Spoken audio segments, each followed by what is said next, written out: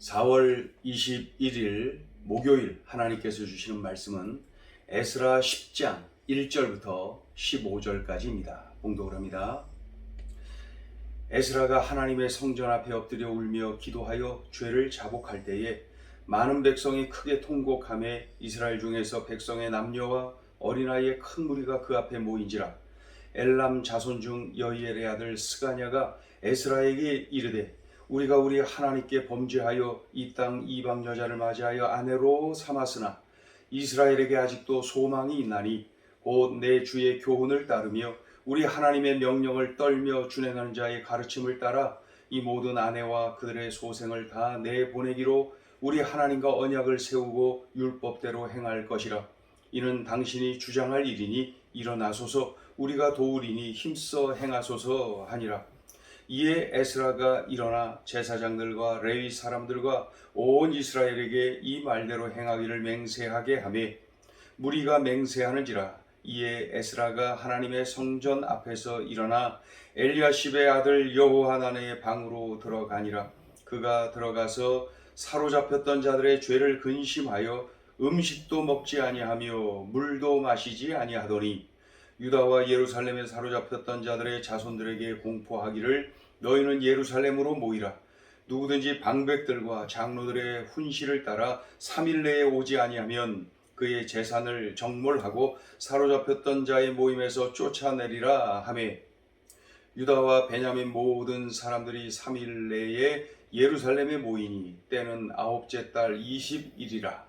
무리가 하나님의 성전 앞 광장에 앉아서 이 일과 큰 비 때문에 떨고 있더니 제사장 에스라가 일어나 그들에게 이르되 너희가 범죄하여 이방 여자를 아내로 삼아 이스라엘의 죄를 더하게 하였으니 이제 너희 조상들의 하나님 앞에서 죄를 자복하고 그의 뜻대로 행하여 그 지방 사람들과 이방 여인을 끊어버리라 하니 모든 회중이 큰 소리로 대답하여 이르되 당신의 말씀대로 우리가 마땅히 행할 것이니이다.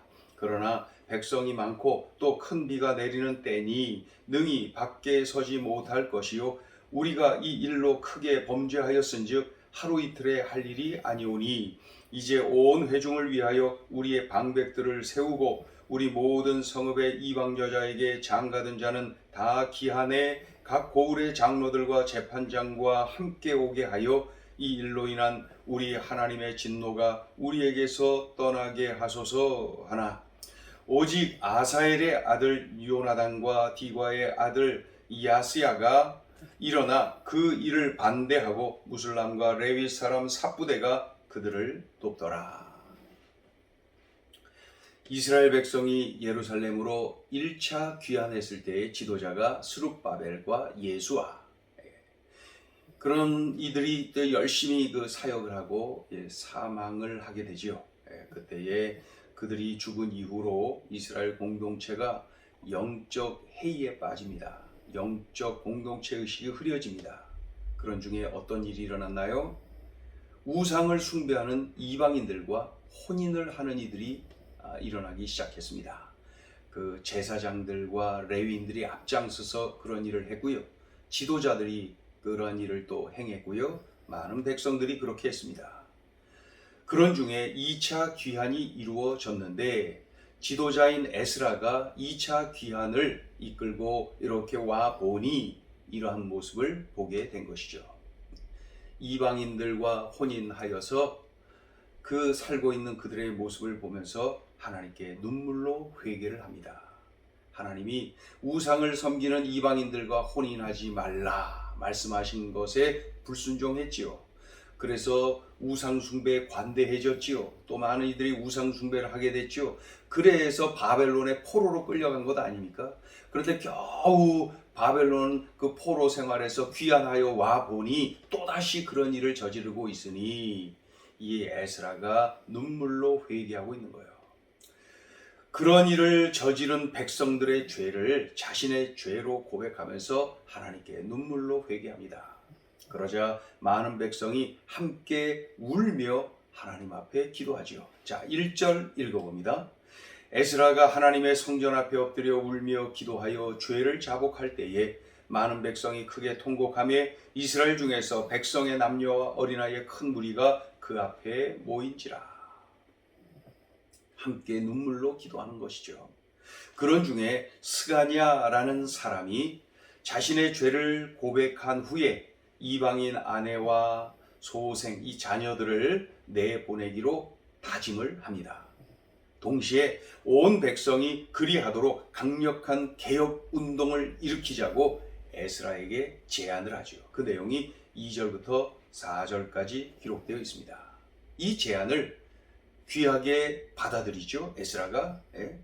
이런 일이 백성에게서 자발적으로 지금 진행되고 있는 것이죠. 그래서 에스라는 적극적으로 백성들에게 권하여서 이것을 큰 운동으로 일으키는 것을 봅니다. 그래서 아예 그 이방 부인과 또 그 자녀들을 내보낼 것을 맹세하도록 만듭니다. 5절 읽어보죠. 5절.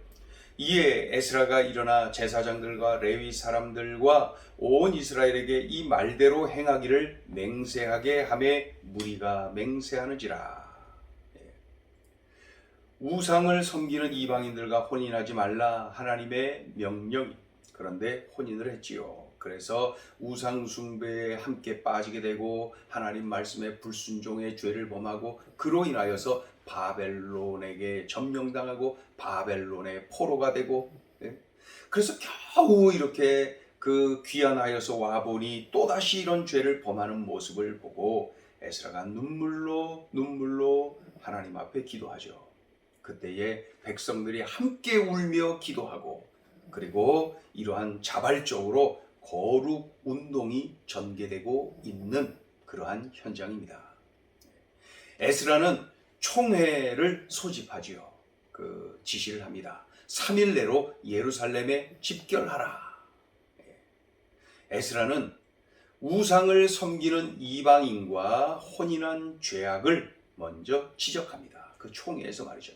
모인 자리에서 우상 숭배하는 이방인과 혼인하지 말라 그랬는데 혼인한 것 죄다, 이렇게 지적을 합니다. 그리고 하나님 앞에 눈물로 회개할 것을 촉구합니다. 하나님 앞에 회개해야 된다. 또 한 가지, 청산하라. 혼인한 이방인들과의 관계를 청산하라는 거예요. 내보내라는 것이죠. 그 내용이 10절, 11절에 기록되어 있는데 읽어봅니다. 10절, 11절. 제사장 에스라가 일어나 그들에게 이르되 너희가 범죄하여 이방 여자를 아내로 삼아 이스라엘의 죄를 더하게 하였으니 이제 너희 조상들의 하나님 앞에서 죄를 자복하고 그의 뜻대로 행하여 그 지방 사람들과 이방 여인을 끊어버리라. 그 총회에서 이렇게 강력하게 촉구하는 에스라의 모습입니다. 그러자 백성들이 적극적으로 찬성을 합니다. 그렇게 합시다. 그렇게 하겠습니다. 그러나 지금이 계절이 우기이기도 하고, 그래서 막 슬슬 춥다 그랬잖아요. 우기이기도 하고 또 이 일을 너무 급하게 서두르는 그러한 감이 있으니 충분한 시간이 필요합니다. 그러니 시간을 좀 주십시오. 제안을 하죠. 얼마나 힘들고 어렵겠습니까? 비록 죄를 범하여서 이렇게 그 관계가 맺어지긴 했지만 이방인 아내 그리고 그 자녀들 말입니다. 시간을 좀 달라는 거야. 이들을 어떻게 이렇게 청산할 수가 있겠습니까? 그게 쉽겠습니까? 그러니 시간을 좀 주십시오. 그게 이제 12절부터 14절까지에게 기록이 되어 있습니다. 그러나 이런 분위기 속에서 아주 강경하게 신속하게 진행이 되어야 된다. 머뭇거리면 안 된다. 그래서 강력하게 그 진행할 것을 촉구하는 사람들이 있었어요. 자, 15절 읽어봅니다. 오직 아사엘의 아들 요나단과 디과의 아들 야스야가 일어나 그 일을 반대하고 무술람과 레위 사람 사부대가 그들을 돕더라. 그러니 이 지도자 에스라가 결정을 내려야죠. 내일 본문에 기록이 되어 있는데 조사위원회를 구성합니다. 즉각 그 조사위원회를 구성하고 즉각적으로 일을 진행하도록 하지요. 머뭇거리지 않고 일을 바로 진행합니다. 조사위원회를 구성하고 일을 진행합니다. 그러나 그 일이 꽤 오랜 기간이 필요하거든요. 그러다 보니까 시간을 달라 했던 사람들에게도 그 여러 가지 준비 시간이 제공되는 것을 볼 수가 있지요. 내일 본문에 그러한 내용들이 기록되어 있습니다.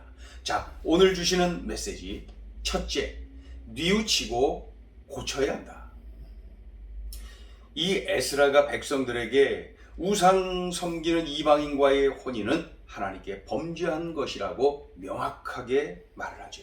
그러자 스스로 자발적으로 눈물의 기도를 합니다. 그리고 이방인 아내와 자식을 내보내겠다고 일제히 다 맹세를 합니다. 그러나 여기까지는 그저 뉘우친 겁니다. 가슴으로 뉘우치고 말로 그렇게 뉘우쳤음을 고백하는 것뿐이죠. 중요한 것은 그 뒤에 고쳐야 합니다. 고쳐야 합니다. 회개는 뉘우칠 회, 고칠 개. 고치는 것까지가 회개입니다. 완전히 돌아서는 것까지가 회개입니다. 이스라엘 백성이 뉘우친 대로 이렇게 고치죠. 그 이후로 완전히 뜯어 고치죠. 그들을 다 내보내죠. 청산하죠. 여기까지가 회개입니다. 진정한 회개가 이루어진 것이죠. 뉘우칠 뿐만 아니라 고치는 것까지 이루어져 가야 되는 것이죠. 한번 나 자신에게 한번 질문 한번 해보세요. 나는 혹시 뉘우치기만 하고 있는 것은 아닌지, 그저 가슴으로, 머릿속으로, 그저 입으로만 그렇게 잘못했다고 외치고 말이죠. 뉘우치는 것에 그칠 것은 아닙니까? 고쳐야 됩니다.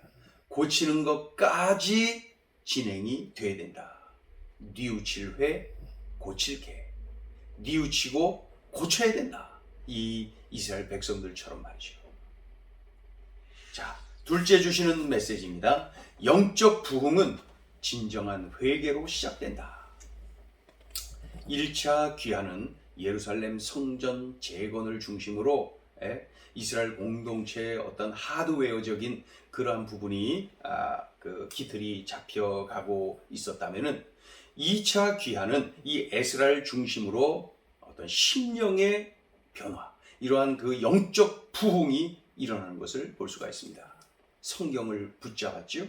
개개인이 뜨거워지지요. 이스라엘 공동체가 거룩한 공동체로 다시 세워지는 것이죠. 거룩 운동, 회개 운동, 영적 부흥의 운동, 이런 것들이 개개인별로, 공동체별로 마구 일어나는 그러한 때가 바로 이 에스라가 지도하는 2차 귀환 때입니다.